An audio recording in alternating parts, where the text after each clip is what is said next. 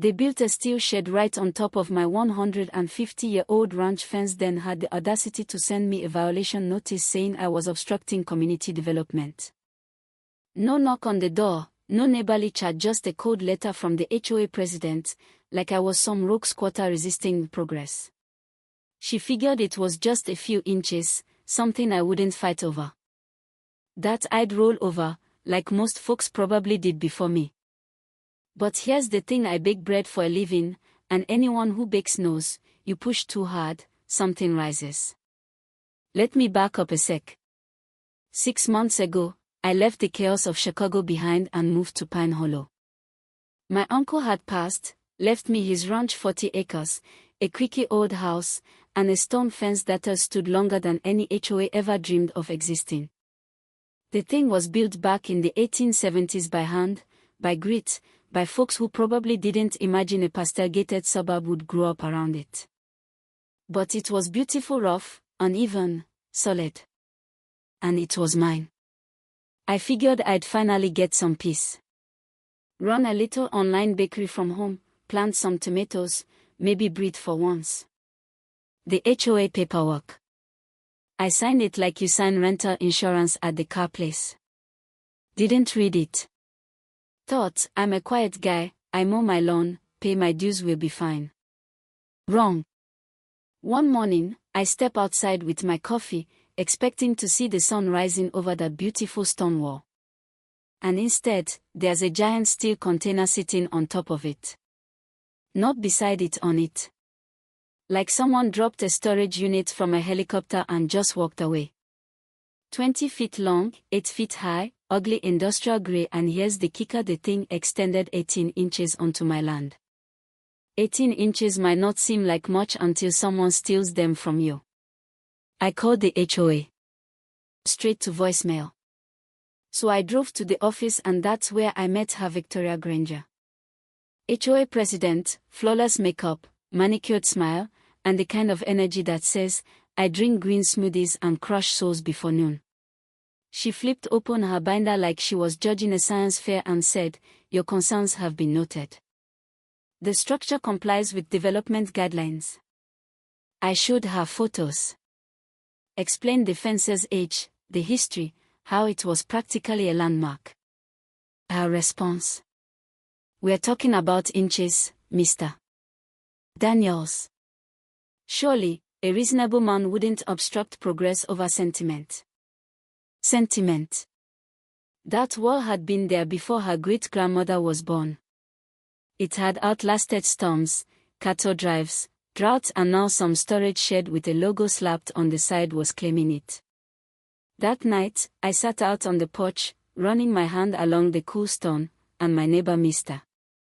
Kim, 78, retired botanist, an unofficial mayor of common sense, came over with 2 mugs of oolong. She doesn't care about history, he said.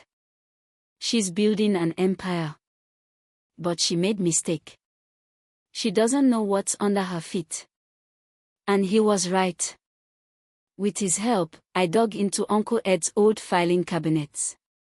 Found the original land grant 1873, hand-sketched maps, sealed survey documents, and tucked inside. Water rights. Turns out, I didn't just own 40 acres of dirt.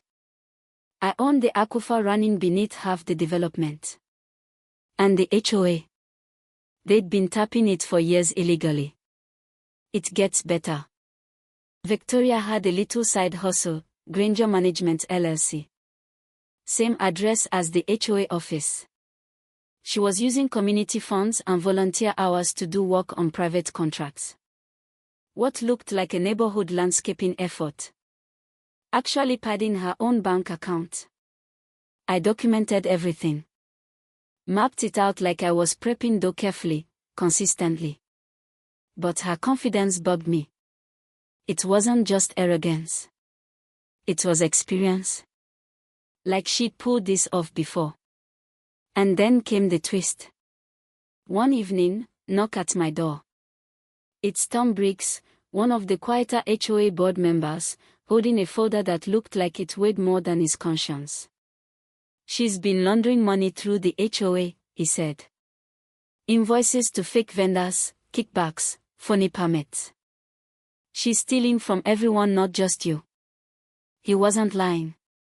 Inside that folder was proof, bank transfers, internal memos, even emails where she bragged about cleaning out the old blood from the neighborhood.